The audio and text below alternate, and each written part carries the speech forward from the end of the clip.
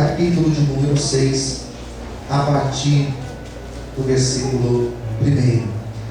Se você olhar para o lado e ver que o seu irmão não trouxe a Bíblia hoje, convide ele para ler junto com você. E se porventura ele estiver com dificuldade para encontrar, dê uma mãozinha para ele, ajude ele a encontrar Juízes. Juízes, capítulo de número 6. Está com frio? Daqui a pouco esquenta. Juízes, capítulo 6, quem já encontrou, diga amém. Amém. Versículo 1 diz assim a palavra do Senhor: Porém os filhos de Israel fizeram o que parecia mal aos olhos do Senhor. E o Senhor os deu na mão dos midianitas por 7 anos. E prevalecendo a mão dos midianitas sobre Israel, fizeram os filhos de Israel para si, por causa dos midianitas, as covas que estão nos montes, e as cavernas, e as fortificações. Porque sucedia que, semeando Israel, subiam os midianitas e os amalequitas, e também os do Oriente contra eles, subiam, e punham-se contra eles em campo, e destruíam a novidade da terra, até chegarem a Gaza, e não deixavam mantimento em Israel, nem ovelhas, nem bois, nem jumentos, porque subiam com seus gados e tendas, vinham como gafanhotos em tanta multidão, e não se podia contar, nem eles, nem os seus camelos, e entravam na terra para destruir.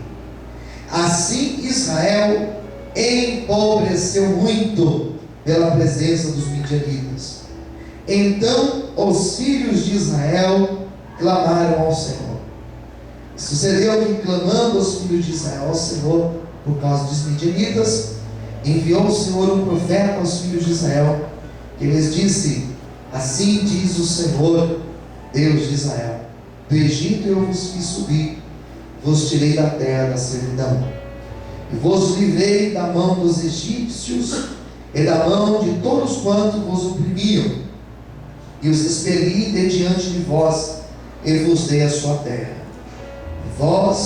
E vos disse: Eu sou o Senhor vosso Deus, não temais aos deuses dos amorreus, em cuja terra habitais, mas não destes ouvido à minha voz. A igreja diga amém. Amém. Vamos fechar os olhos e fazer a oração. Senhor Deus e Pai, esta é a hora de nós ouvirmos a Tua voz. Venha falar conosco através da Sua palavra e através do Seu Espírito Santo. Não nos deixe ser roubados nessa noite desta ministração, mas venha falar no mais íntimo do nosso coração. É o que eu te peço, Senhor, e te agradeço em nome de Jesus. Amém. E graças a Deus. Você pode desocupar a sua mão e aplaudir em nome do Senhor Jesus. Graças a Deus. Mais volta para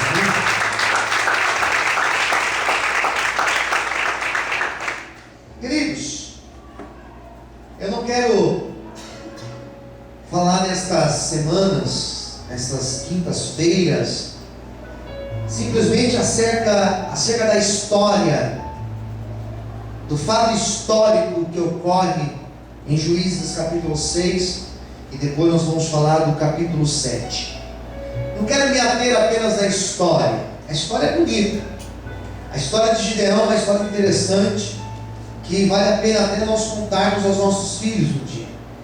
Porém, eu não quero me ater apenas à história, mas eu quero comentar com você dos fatos que estão inseridos nessa história, para que você entenda um pouco do contexto. O livro de Juízes é um livro que ele está dentro de um período de 300 anos. Aproximadamente 300 anos foi o período que este livro foi escrito. Este livro está dentro de um período curto. 300 anos para se falar de uma nação é um tempo curto. É um tempo que vem da história de Josué até a história de Saul, que foi o primeiro rei de Israel. É um período de transição, é uma ponte histórica Dentro da nossa história, nós podemos citar como, por exemplo, o Renascimento, que vai do período medieval para o período moderno. É uma ponte que está entre esses dois períodos históricos. O período de Juízes é essa ponte que vai da história de Moisés e Josué até a história do primeiro rei de Israel, que é, no caso, o rei Saul. O livro de Juízes vai mostrar desde o começo que esse povo era um povo instável. Era um povo que uma hora eles serviam a Deus, mas daqui a pouco eles estavam inconstantes e eles se afastavam de Deus. Eles começavam com todo fervor, daqui a pouco eles afundavam na fé. Isso é muito prejudicial. Uma pessoa inconstante é uma pessoa que começa e não vai até o fim. A pessoa inconstante é aquela pessoa que ela começa um projeto e daqui a pouco ela desanima do projeto. Quem está me ouvindo, diga amém. A pessoa inconstante é aquela pessoa que começa no gás total, começa num fervor total, começa determinada, mas daqui a pouco abandona. A história de Juízes mostra isso, que esse povo de Israel estava alternando. E como começou tudo isso?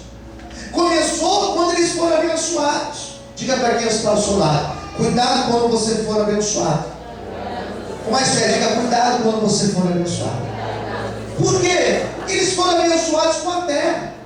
Eles estavam pedindo para Deus a terra. Deus tira o povo de Israel do Egito, coloca eles na terra. Mas daí começa o problema, porque quando eles recebem a bênção da terra, quando eles são abençoados por Deus, a Bíblia vai falar no capítulo 1 de Juízes que eles deixam de buscar o Senhor. E o pior, eles começam a se relacionar com os habitantes que já estavam naquela terra, começam a fazer alianças com esses habitantes, começam a ser influenciados por esses habitantes, começam a casar, começam a servir aos deuses deles e começam a deixar ao Senhor. Então todo o livro de Juízes mostra isso: o povo deixando a Deus e o povo sofrendo por causa disso. Leia a história dos Juízes. Todo o livro de Juízes mostra isso: o povo deixando de buscar Deus e o povo sofrendo as consequências. Eu vou falar de Gideão. Gideão é um exemplo claro. A época de Gideão, capítulo 6, que a gente fez a leitura, fala que eles estavam num período. Olha o que diz o versículo 1. Diz aqui que eles estavam 7 anos sofrendo da mão dos midianitas. 7 anos vivendo longe de Deus e sofrendo por causa disso. Pior coisa que tem, queridos, primeira lição: pior coisa que tem é se afastar de Deus. Fala para quem estiver ao teu lado: por motivo nenhum, se afaste de Deus. Não deixe de buscar Deus. Não deixe de ir para a igreja. Não deixe de orar. Não deixe de ler a Bíblia. Não deixe de buscar o Senhor. Não deixe de ser fiel ao Senhor. Se estiver com problemas, se estiver no meio de uma crise, se estiver com um problema no casamento, se tiver com um problema profissional, se tiver com um problema de saúde, mesmo assim, que nada seja motivo para te afastar de Deus.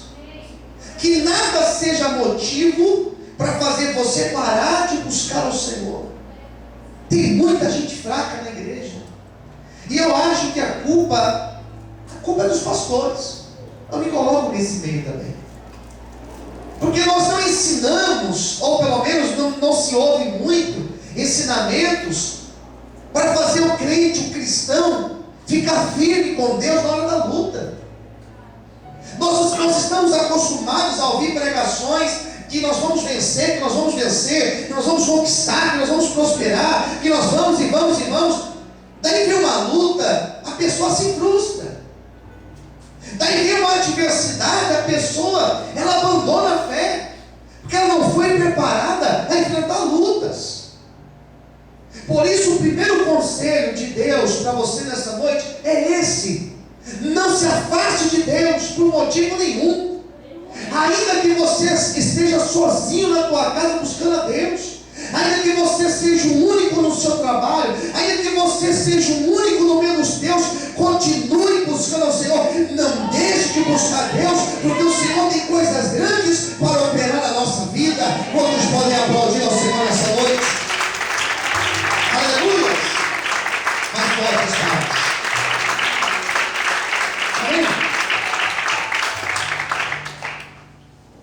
A terceira lei de Newton é causa e efeito.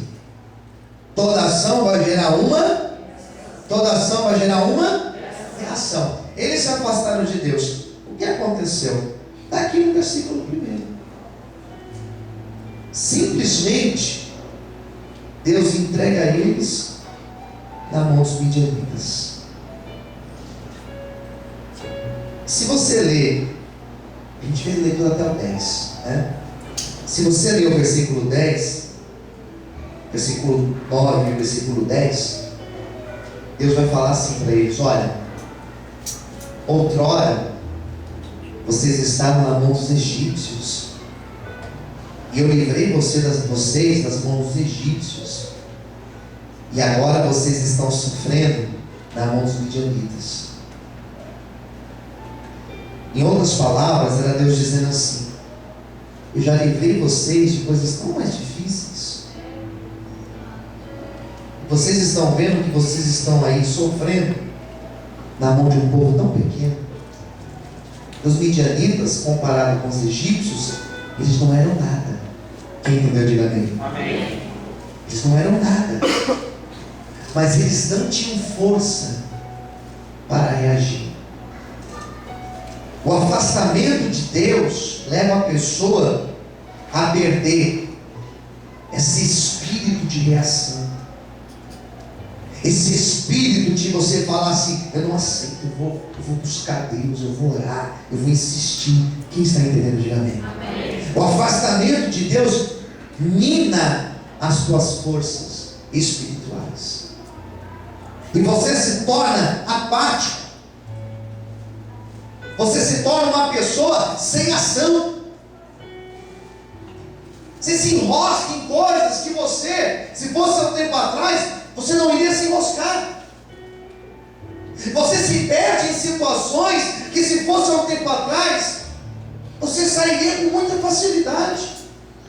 E não é porque você é bom, porque você tinha a graça de Deus sobre a tua vida. E quando você tem a graça de Deus, Deus te ilumina, Deus te ajuda, Deus direciona, Deus coloca as pessoas no teu caminho. Quem está entendendo? Diga amém. Esse povo, quando eles se afastam de Deus, eles se tornam reféns dos midianitas. Não tem jeito. Ou você vai se render a Deus, ou você vai buscar a Deus, ou infelizmente o adversário vai fazer festa na tua vida. Hoje eu conversava com uma pessoa, irmãos, e meu coração se entristeceu muito. Cheguei em casa triste. Eu conversei com a minha esposa hoje, antes de vir para o culto, falando de alguém que eu gosto muito, e que o adversário tem feito uma festa na vida, acabando com sonhos, acabando com o casamento, acabando com a família. Sabe por quê? Porque esqueceu de buscar a Deus. Por isso que nesta noite o Senhor está aqui não somente para dizer para você da necessidade de buscar a presença dEle, mas o Senhor está aqui para te renovar, para te encher com o Espírito Santo. E o mesmo Deus que levantou Gideão, Ele vai levantar você também, em nome de Jesus. Se você crê nisso, levanta a sua mão, glorifique e aplauda o Senhor bem forte. Aleluia.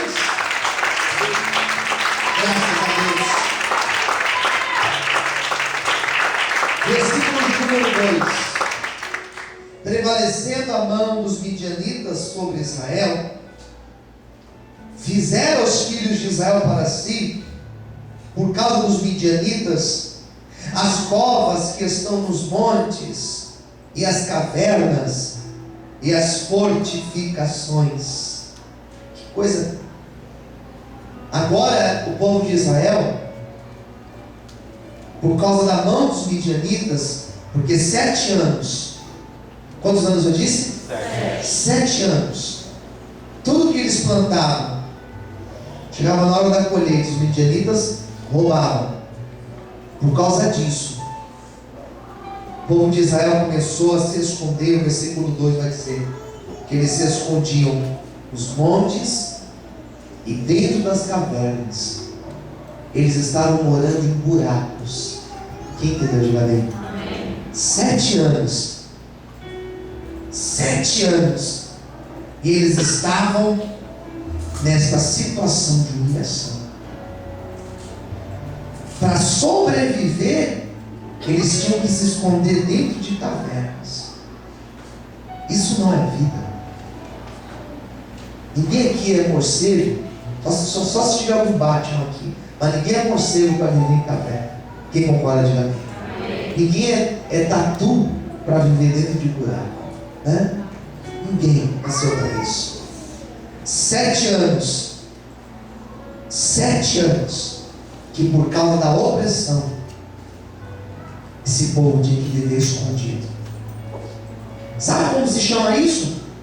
Isso se chama preço. Pouca gente ouve se pregar isso, irmãos. Isso aqui é um preço que eles estavam pagando pelo distanciamento de Deus. Deus não tira aquele povo do Egito para trazer eles para a terra prometida e na terra prometida fazer eles viverem dentro de buracos. Deus não tinha isso para eles. O problema é que quando nós nos afastamos de Deus, nós deixamos de viver o melhor de Deus. Nós deixamos de viver o verdadeiro plano de Deus. Não adianta. Você vive teus planos. Você vive qualquer outra coisa, menos o plano de Deus. E você sofre por causa disso. A pessoa, ela se via em buraco, ela se via em caverna. Por quê? Porque ela está longe da presença do Senhor. Mas se nesta noite nós buscarmos a Deus, eu creio que Deus é poderoso para tirar a condição de humilhação, para tirar a condição de vergonha e para fazer uma grande obra na nossa vida. Quem crê nisso, levanta a sua mão, glorifique e aplauda o Senhor essa noite, em nome de Jesus. Aplauda o Senhor em pé.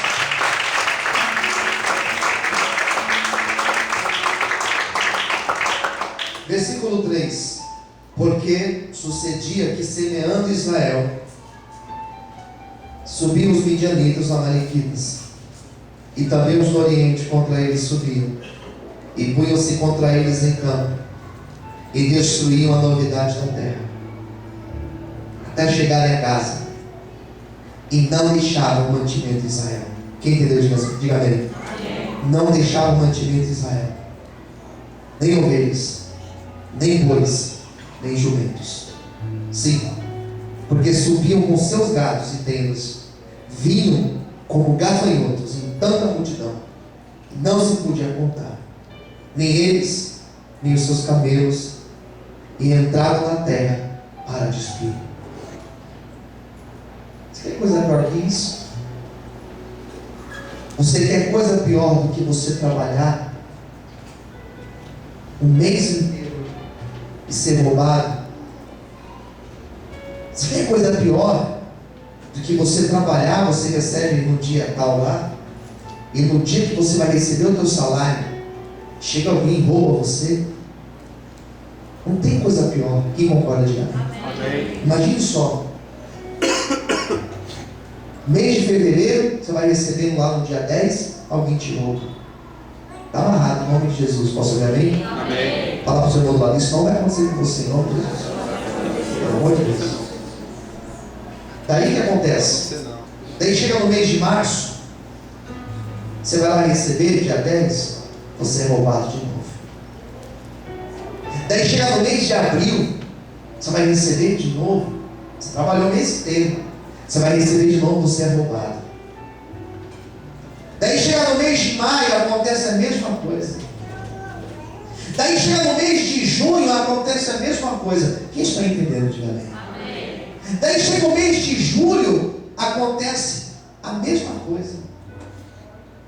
Agosto, a mesma coisa. Daí chega dezembro. Dezembro não tem só o salário. Tem o salário e tem o que mais? O 13º. E você vai receber o teu salário, o teu 13º e você é roubado. 1 ano, 2 anos, 3 anos, 7 anos assim. Não tem coisa pior. Quem concorda comigo, diga amém. Amém. Eles não aumentavam mais. 7 anos eles plantavam, semeavam, regavam, cuidavam da terra. Na hora de colher o fruto, vinham os midianitas e roubavam tudo. Daí eles faziam tudo de novo. Vinham os midianitas, roubavam tudo. Isso aqui é um ciclo, irmãos, que fez, como diz aqui o versículo, fez esse povo empobrecer. Eles começaram a perder, ser roubado. E começaram a perder. Era uma brecha. É igual um cano furado, vai ficar vazando. Eles já não suportavam mais isso. E tudo isso era a permissão de Deus. Quem entendeu, diga amém. Amém. Não era o diabo. Era a permissão de Deus. Aqueles amalequitas, na verdade, eles foram usados pelo próprio Deus para tocar naquele povo. Você sabia que tem situações na nossa vida que elas são permissões de Deus? Quem entendeu, diga amém. Amém. Coisa que Deus vai permitir. Tem coisas que Deus irá realmente permitir. E Ele vai permitir com propósito. E eles começaram a ser roubados. E foi passando o tempo, 1 ano. Não, mas ano que vem vai ser melhor. Daí não foi melhor, foi igual.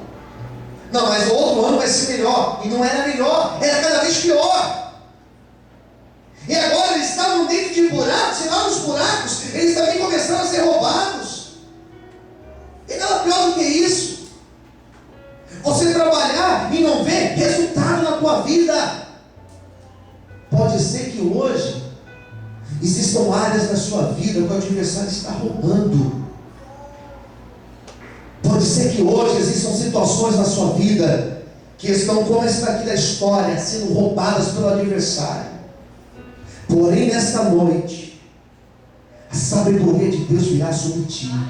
E tem mais, nessa noite, a direção de Deus virá sobre a tua vida. E tem mais, hoje Deus vai abrir os nossos olhos e nós iremos entender qual é a vontade, qual é a direção de Deus. E eu declaro, levanta sua mão direita ao céu, e eu declaro que brechas serão tampadas hoje, e a restituição do Senhor, ela virá sobre a tua vida, em nome de Jesus. Levanta sua mão, glorifique e aplauda o Senhor nessa noite. Aleluia. Será que você pode aplaudir a Deus por isso? Eu não sei qual hora você tem sido roubado, mas Deus vai tocar hoje e tem a restituição chegando. Aplauda e exalte a Deus. Aleluia. Posso ouvir amém? Amém. Versículo 6. Assim, Israel, o que diz aí? Leia para mim, versículo 6. Assim Israel o quê? Empobreceu muito pela presença dos midianitas. Olha o que diz agora, aqui eu vou encerrar. Então, os filhos de Israel, o que eles fizeram? Mais alto, o que eles fizeram? Clamaram ao Senhor. Aleluia. Glória a Deus. Vou fechar minha Bíblia. Por causa disso, qual que é a lei de Newton? A terceira? Causa e efeito. Cada ação gera uma. O que eles fizeram então? Começaram a clamar a Deus. Eu poderia tirar essa palavra clamar, eu poderia colocar a palavra assim, olha, eles começaram a conversar com Deus. Pergunte para o seu irmão do lado, você conversou com Deus hoje?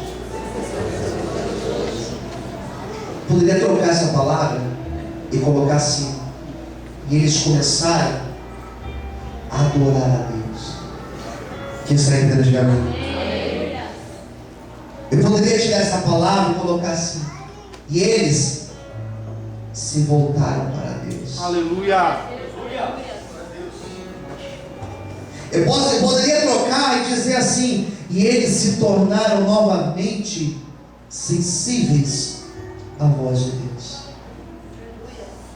O texto diz que eles oraram.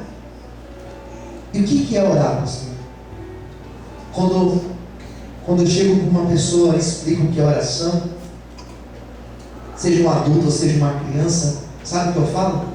Orar é conversar com Deus. E o que é conversar com Deus? É você falar e você ouvir. Mais alto, é você falar e ouvir. É você falar e ouvir. Falar e ouvir. Amém. E como eu ouço Deus? Quando eu silencio meu coração. Aleluia. E eu falo: Deus, fala comigo, Senhor. Feche os olhos, põe a mão no coração. Peça para Deus falar com você agora. Peça para Deus falar com você agora. Peça para Deus falar no teu coração agora.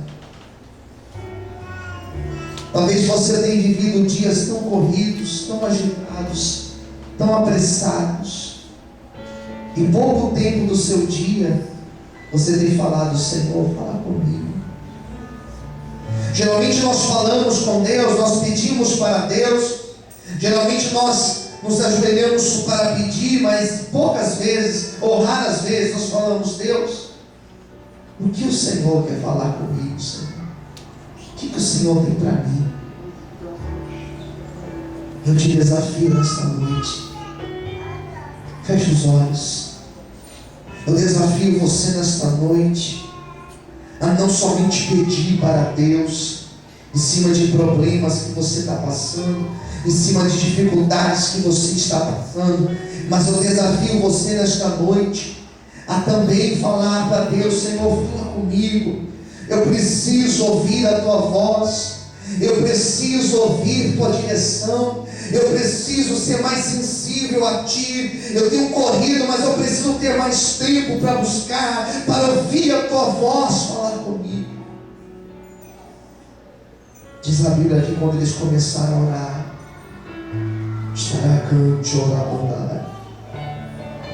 diz a Bíblia que quando eles começaram a pedir para Deus, eles começaram a se lembrar de Deus, eles começaram a se lembrar que existia um Deus. E diz a Bíblia que Deus lá no céu começa a se encurvar, e parece que eu vejo uma cena, Deus se levantando no trono. Parece que eu vejo a cena, Deus ficando de pé no trono, virando o seu ouvindo a oração daquele povo, e Deus dizendo: agora eu vou responder, agora eu vou restaurar, agora eu vou restituir o meu povo. Eu tenho uma boa notícia para você nesta noite. Deus te trouxe aqui para ouvir o teu clamor e para trazer mudança e a restituição sobre a tua vida. Se você crê nisso, levanta a sua mão para o céu e aplauda e glorifique a Deus bem forte nessa noite. Aleluia! Mais forte as palmas. Glória, Senhor.